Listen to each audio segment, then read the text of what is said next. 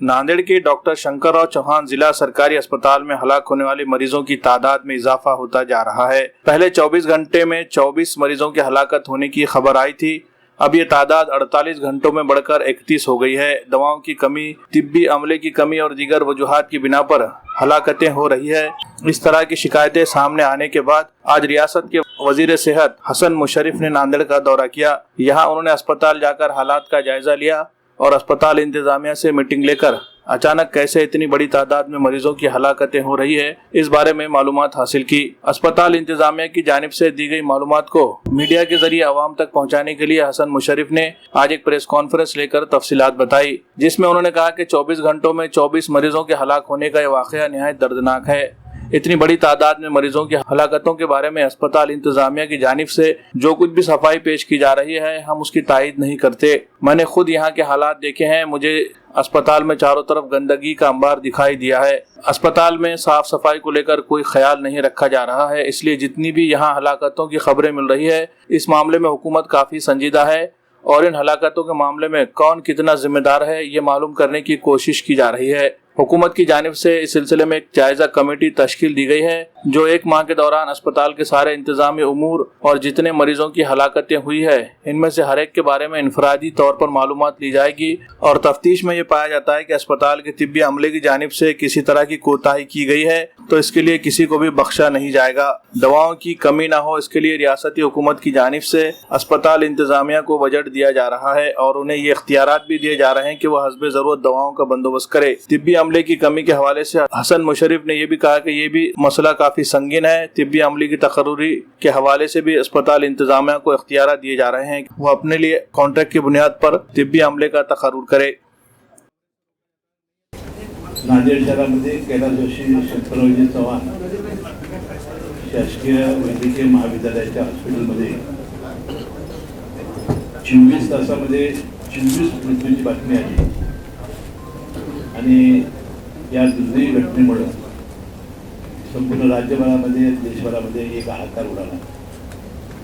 परंतु ही दुर्दैवी घटना घडायला नको होती। आता यामध्ये 24 मृत्यू झाले, त्यामध्ये नांदेडचे 18 आहे, अर्धापूर 2, लोहा 2, बिलोली 1, मुखेड 1, दिंडूर 1, नांदेड ग्रामीण 2, नांदेड शहर 3, जानापुरी 1, भोकर 2, किनवट 1, नायगाव 1, हदगाव 1, परभणी 3, कोंढा नागनाथ हिंगोली 1, जालना 1, अनोळकी 1, अशा प्रकारचे 24 एक काल 24 तासामध्ये मृत्यू झालेले होते। त्यापैकी 12 पालक होती आणि 12 पैकी 6 70 वर्षापेक्षा जास्तचे नागरिक होते। आणि त्यानंतर 24 तासानंतर आतापर्यंत 6 नवीन हे मृत्यू पावलेले आहेत। आता आम्ही जाऊन मी पालकमंत्री गिरीश महाजन साहेब, माजी मुख्यमंत्री अशोकराव चव्हाण साहेब होते, खासदार प्रतापराव चिखलीकर होते, बाकीचे आपले सगळे लोकप्रतिनिधी आले होते। त्यांच्या सगळ्यांची आम्ही चर्चा केली आणि सगळ्या अधिकाऱ्यांच्यामुळे आम्ही चर्चा केली आणि 2-3 गोष्टी या कबूलच केल्या पाहिजेत की परिसर इतका मोठा आहे आणि तिथली स्वच्छता ही अतिशय वाईट आहे।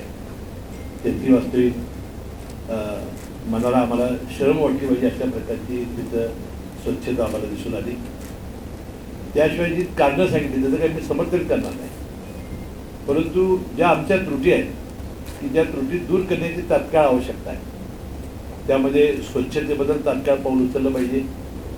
मनुष्यबळामध्ये क्लास 1 आणि क्लास 2 म्हणजे प्रोफेसर, सोयरी प्रोफेसर आणि असोसिएट प्रोफेसर यांची जी पदं आहेत ती संपूर्णपणाने MPSC मार्फत ती भरली जातात। ती भरण्याची कारवाई आमची सुरू झालेली आहे, परंतु ती मिळू तोपर्यंत आम्ही कॉन्ट्रॅक्च्युअल पद्धतीनं डीनना अधिकार दिले की तात्काळ त्याने जाहिरात देऊन खाजगी जर डॉक्टर्स चांगले मिळत असतील तर ते तात्काळ घ्यावे, परंतु त्याला तसा प्रतिसाद त्याला मिळत नाही त्यांची माहिती आहे। क्लास 3 म्हणजे नर्सेस, स्टाफ, वॉर्ड बॉय वगैरे जे आहेत त्याचा 100% पदं ही राज्य शासनाने ECS मार्फत ही जूनमध्ये परीक्षा घेतली होती। जुलैमध्ये त्याचा निकाल लागला. परंतु काही विद्यार्थी नॉर्मलायझेशनच्या कारणाखाली मॅटमध्ये गेली होती, त्याला स्थगिती होती. परंतु 2 दिवसापूर्वी ती स्थगिती उठली. या ऑक्टोबर महिन्याच्या एंडपर्यंत क्लास 3ची सगळी पदं, राज्यातल्या सगळ्या शासकीय महाविद्यालयातली मंजूर पदं आम्ही त्याचे आदेश काढतो आहोत. क्लास 4ची पदं जी आहेत ती जिल्हाधिकाऱ्यांची जी समिती असते जिल्ह्याला, त्यांनी त्यांच्या अध्यक्षाखाली ती भरायची असतात. ती आम्ही भरण्याचे तात्काळ त्यांना आदेश दिलेले आहेत आणि जिल्हाधिकाऱ्यांना तशा प्रकारे सूचना नांदेडच्या जिल्ह्यातून आम्ही दिलेली आहे. आता जी साफसफाईचं काम आहे त्यामध्ये युनियन आणि याच्यामध्ये काही वाद होतात तरीसुद्धा ते आउटसोर्सिंग कसं करता येईल आणि तात्काळ या स्वच्छतेचा प्रश्न कसा मिटवता येईल